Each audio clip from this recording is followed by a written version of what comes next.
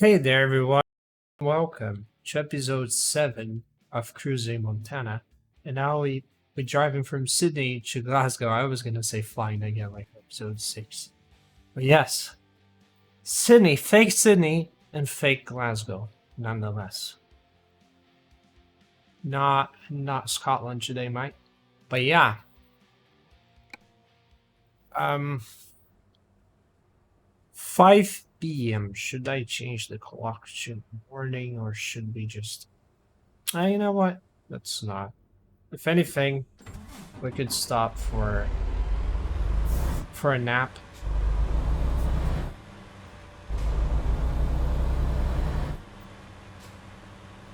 Five p.m. is good. It's decent. And I still didn't manage to fix my steering issues. Still not matching. It's so confusing because it works fine in Euro Truck, and the settings are absolutely the same. That's what I don't understand. Like, what is going on? Maybe it's something specific to this truck because I don't remember this happening to the other truck I had. So like maybe it's truck specific. I don't know. It's just very weird and it's been a little annoying, mostly for maneuvering. For driving, it's not really the end of the world. Like maneuvering, especially with a trailer, it's confusing because my muscle memory is used to one thing and it's not doing that one thing that I'm used to, you know what I mean? Oh my god. Yeah, that was not big brain of me. Should have taken that into account. Alright, let's try again. Hopefully not mess this up now. Although chances are I might. Alright. Alright, so far so good. I think we got the clearance. If anything with the drive. Oh my god. Yes, you gotta move. Ah! It's not gonna work, is it? Oh dear. Oh dear, we made it. Just barely, but we made it. Just a tiny weeny scratch. I mean. Now we fine. Now we fine, boys. Let's get moving. Look at that. Big farm. Right side. Lovely farm in it. Wish I could see what kind of crop is that. Kinda short-sighted. It's been getting worse lately in real life. It's really degrading at a very fast and scary rate. But it is what it is. I mean, I'm getting old after all. Okie dokie. Sydney. Oh god. Is it just me or are the frames like wanting to drop again? Oh no. But yeah, I feel like it might be time to say goodbye to 400%. You know, I'm gonna miss it because it looks amazing, but maybe it is time to let go, as it doesn't seem to be working consistently. I mean, for most of the time, like 80% of the recording, generally it's fine, but then there's that 20% where it's stuttering a little bit, so that does take away from the video a little bit, I feel. You know, that wouldn't happen, but then again, if I were to lower the settings, it wouldn't look as amazing, which, I mean, it's already not ideal because it's not Quad HD, it's not 4K, it's 1080p, so like, if I make it look even worse, oh boy, decisions. It was like, during that part, driving around the Glacier Park, that was so sad. The frames were terrible. It was not even like 59, 58, it was like 45. Maybe less. It was terrifying. And I just couldn't. I mean, maybe even with 300% that would still not stop it from dropping, because then again it didn't, even without recording, I had to drive through the glaciers again as I was driving to the company to get the new load for episode 6, or was that episode 5? I don't remember. But I had to drive through it again, and I was not recording. And even so, I watched the usage. It was reaching 99%, regardless. So it's not like, oh, it's because I'm recording. Because generally that's the case with most of the map parts in both ATS and Euro Truck Sim. There are parts where it will get close to 99% without recording, but it will not reach 99%. So the frames will not drop from 60, but you kind of feel it's about, you know, hanging on by a thread, a tiny thread. And then if you're recording, obviously it goes south and you lose the frames a little bit. It drops a tad. This time it was not just a tad, it was like everything. The whole experience just went down the drain entirely. But I mean, I hope you guys don't mind too much, as it's I mean, it's not 20 FPS at the very least. It's still well above 30 FPS, so there's that. But yeah, it's funny how, like, there are certain cases where you're better off playing at 30 FPS lock than at 60, but like hovering, you know, going back to 40 at times, 50. It's better to just stick to 30 FPS instead. So maybe should I just go to 30 FPS? I mean, not for gameplay, but for the recording, because if I record at 30 FPS, the performance hit's gonna be like minimal. There's still a little bit of a hit, but it's negligible in a sense. You can hardly notice it, because it will go from like a 5% extra load to 1%, you know, maybe even less at times. It is rather negligible, depending on game. Obviously, games handle the whole thing differently.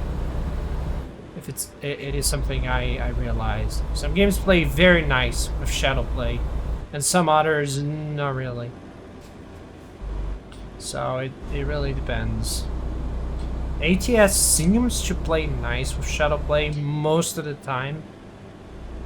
Like 95% of the time it plays very nice compared to like OBS or any other, you know, I mean, X64, I mean, if you use your CPU for recording instead of like using NVENC encoding, it's still like not even close, not even comparable, you know, in terms of like performance hit. I tried once because like I have like 8 cores, so I was like, what if I dedicate some of it, because the game won't use all of them, what if I dedicate some of the cores to, you know, encode the video? Maybe that will work, right? No, it did not. It was terrible. It was way worse than NVENC. So far, NVENC has been, for gameplay, it has been single-handedly the best option for me. Overall, like, no questions asked. It's just, it just works. There are cases where I would still prefer to use OBS though, like some games that are not very demanding, like the Omnibus Simulator. It doesn't really use the GPU all that much. It doesn't use the CPU all that much. It runs badly, but that's because of the game engine. It's not because it's demanding. It's just the game engine that's very old and it doesn't do what it's supposed to do properly, but it's still a great buzz sim, so man's gotta play it regardless. But yeah, with that one I use OBS because with OBS you have a lot more settings, you have a lot more control, whereas on Shadowplay it's basically just the volume, the game volume and your microphone's volume, and that's all the control you have. So you cannot overlay stuff. If you want to put your own logo, you cannot. You want to put a graphic or something, you cannot do that.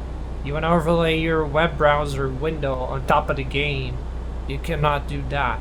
And with OBS you can do all of that.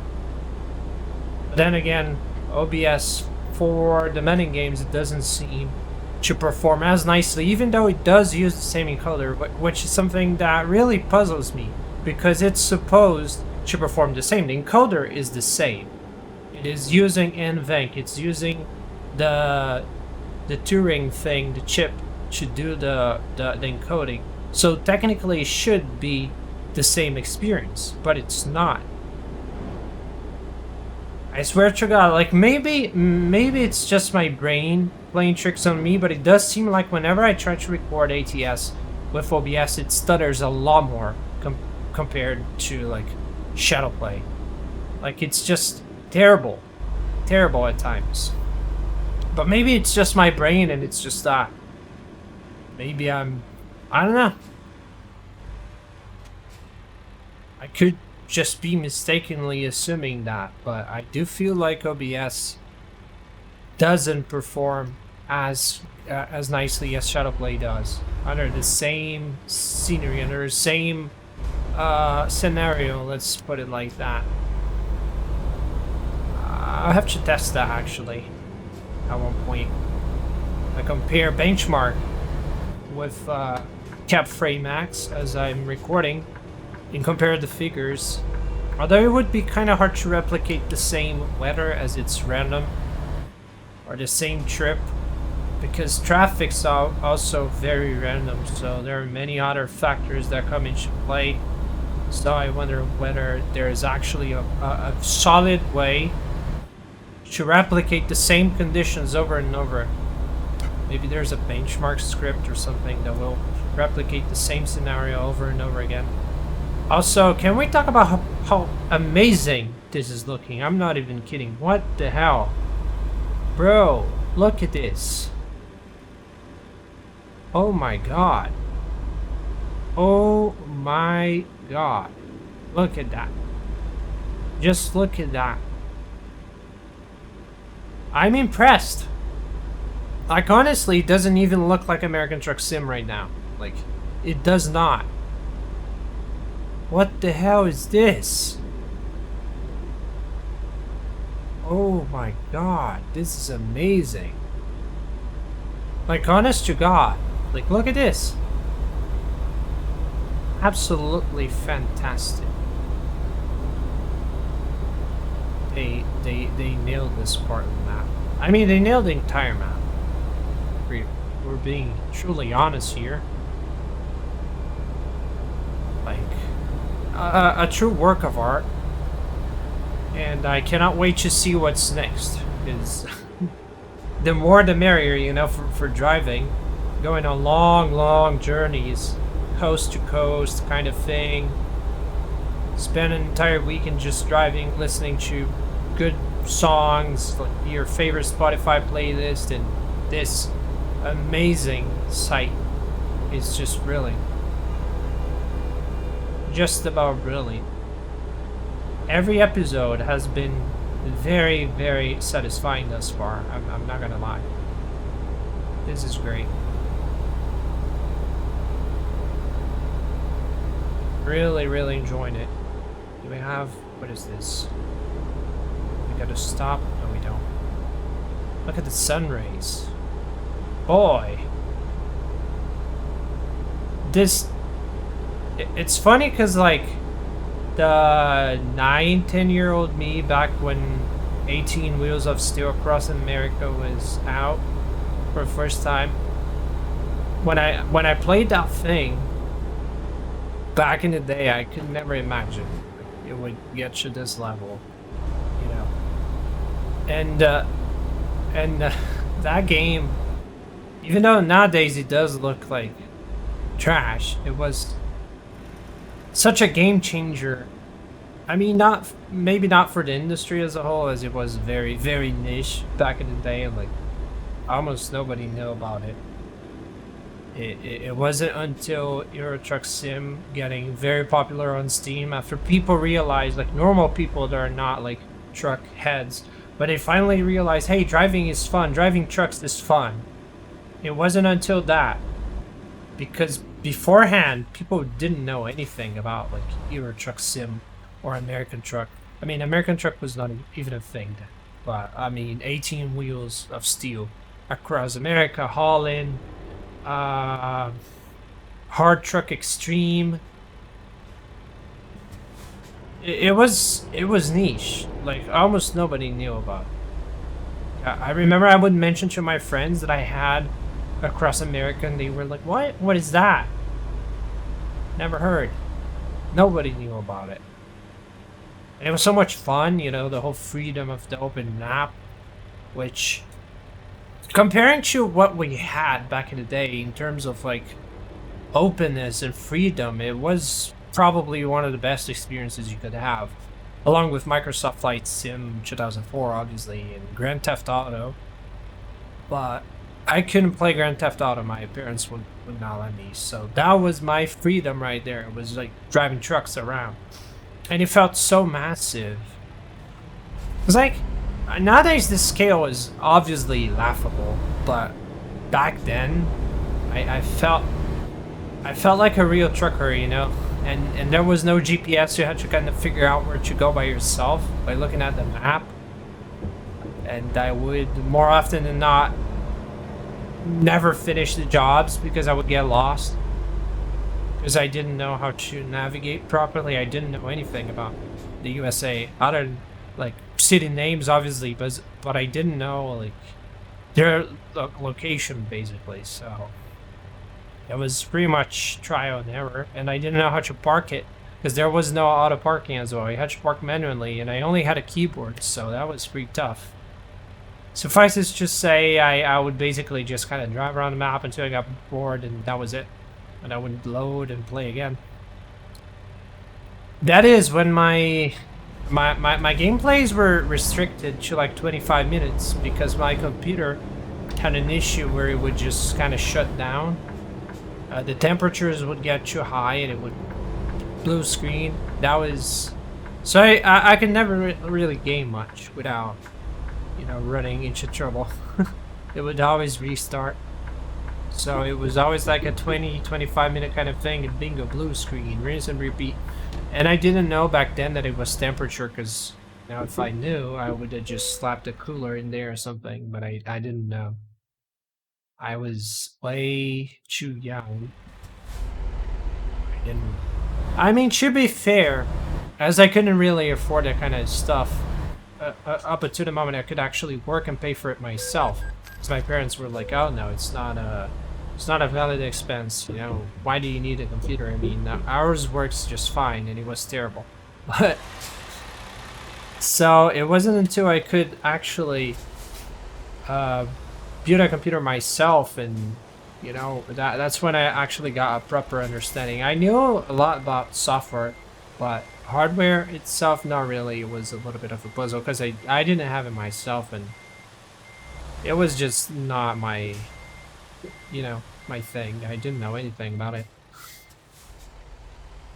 Like, a couple days ago, I was going through some old emails of mine, like very old, from my first email account.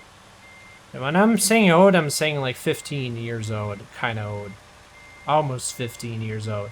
And then I found an email where I said I couldn't play a specific game because it was using all my RAM, and thus that was causing my computer to get hot because the RAM was being used. Like, yes, I mean, it does increase temperature, but it's not that extreme. It was not because of the RAM, it was because of the CPU that was cooking the whole thing. But I didn't know, so I said it was the RAM that was causing it. Oh my god, I was so innocent. It makes me cringe now because, I mean, we've all been young, I guess. Some people, I mean, not everyone has been through that dumb phase, but yeah, that was me right there, saying that my temperatures were high because of the RAM usage. Oh my god, so sad. But it is what it is, you know. Now I learn, now that I finally have a computer of my own. Like, thankfully, I could work and pay for it with my own gamer sweat. About time in it? About time. Anyway, that's it for episode 7. I see you guys soon, because I'm going to be recording this today as well. I mean, 1 to 6 were yesterday, and then 6 to 12 today, hopefully. So I see you guys soon, TM. Bye-bye. Thank you for watching. And as you know, feedback's much appreciated. Comment section is right down below. I see you guys soon. Oh my god, I said that again. Anyway, bye-bye.